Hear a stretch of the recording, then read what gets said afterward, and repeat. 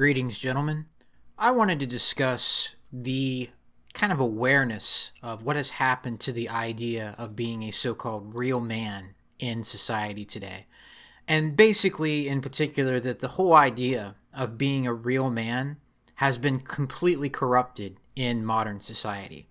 And that it now usually means doing something that is beneficial to others, especially women, regardless of the moral or practical implications for yourself, and taking a certain action or trying to emulate a certain idea that someone associates with being a real man.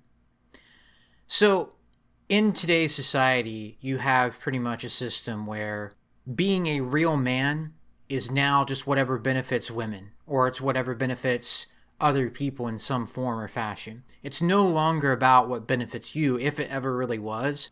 At least in the past, it used to be that when someone said a real man does this or that, you would at least potentially be rewarded for taking that action, right? Whether it's being a family man or whether it's working hard to make more money or whatnot, you would at least benefit from that action in the sense that you would be well respected in society and you would be respected as the head of a household in the family unit, or whatever the case might have been.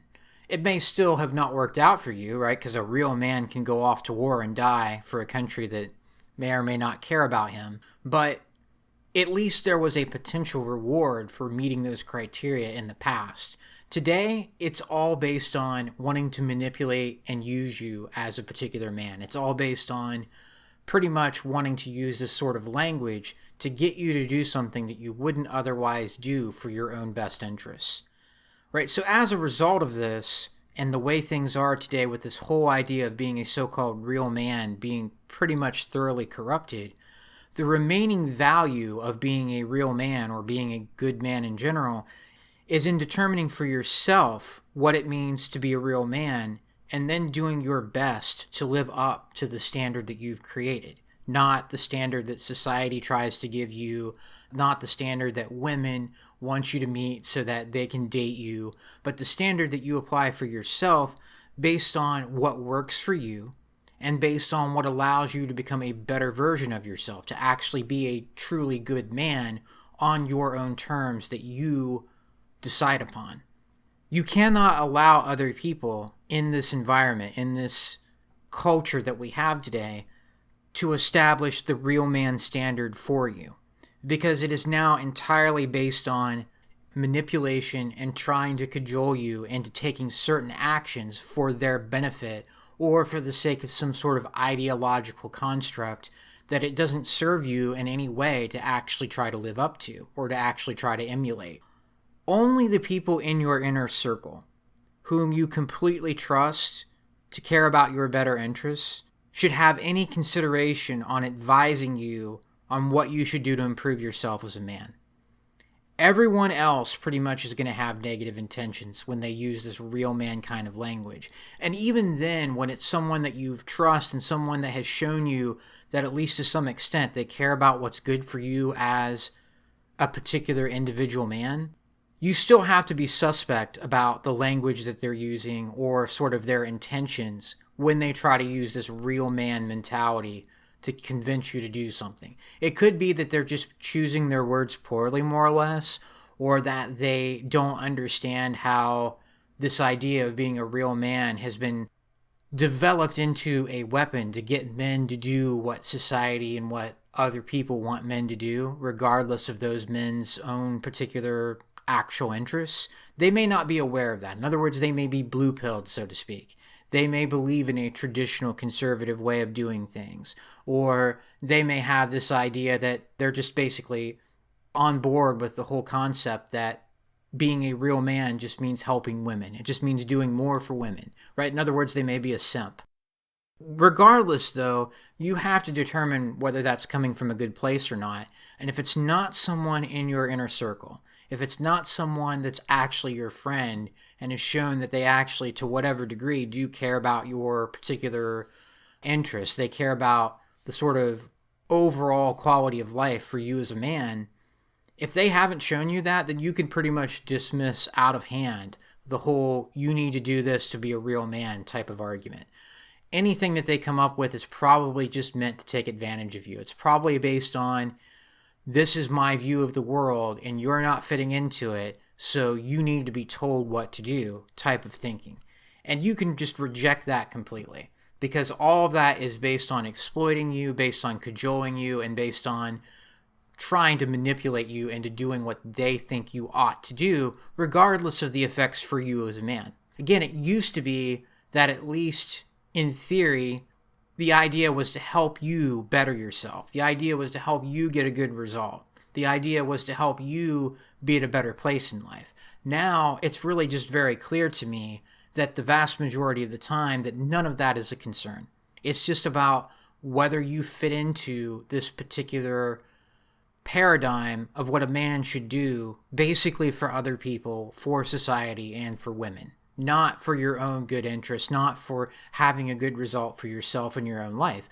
Because I regularly see men who have talked about, within the men's community and in real life as well, they've talked about how they did everything they were told to do.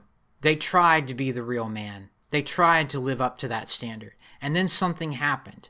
They got sick. Their wife made up lies about them so that they could get a divorce and get primary custody of the kids. Or they just made a false accusation in general, just to spite the guy or just to get him thrown in jail. Or they tried working their way up the corporate ladder and then they got Me Too'd. And everyone just listened and believed. And even though he had done everything that he was supposed to do to be a good man or to be a real man, he just got thrown under the bus in the end anyway. Or you lost your job for any other reason. Anything can happen. Or you slip up and do something stupid just once, right? Maybe you lose your job for good cause because you showed up drunk or something like that. That's a stupid thing to do, but you're going to find people that are all of a sudden, because you're not a good provider for the time being, all the people that told you to be a real man all of a sudden just disappear.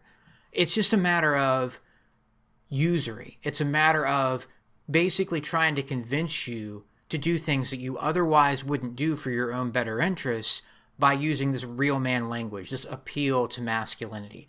Now, I do want to say that another exception to this could be the good man mentality, right? If someone's trying to help you be a better version of yourself and they're not trying to manipulate you, there's some room for other considerations with the term good man, right? I'm trying not to use that interchangeably with real man because I do think that they have different connotations. But especially the real man standard, so to speak, it's only there in a corrupt, completely perverse form to try to get you to do things that you otherwise wouldn't do that aren't in your own better interests, so that you'll be accepted by women or society or by particular people that think that you need to fit into that ideological way of thinking, that ideological worldview. In reality, there's no benefit in doing anything with that. Anytime someone says you need to be a real man to do this or that, you got to realize that they're trying to use that against you. Another sort of exception to this could be when someone basically says that you are exhibiting feminine behavior, right? For example, someone could say, because you're using emotional thinking rather than thinking logically and using good judgment, you're exhibiting female thinking or feminine thinking. That can be a shaming tactic, and that's still sort of a red flag. But sometimes people can be right about that, right? It's probably in your better interest to develop your positive masculine qualities, but that doesn't mean that you need to actually try to live up to any particular standard of what a real man is or isn't. It just means that, okay, because you're exhibiting this feminine way of thinking, you're not able to think clearly on this issue.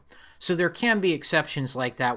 They may just kind of use their words poorly, or they may not be aware of how the real man concept has been weaponized against men so much today.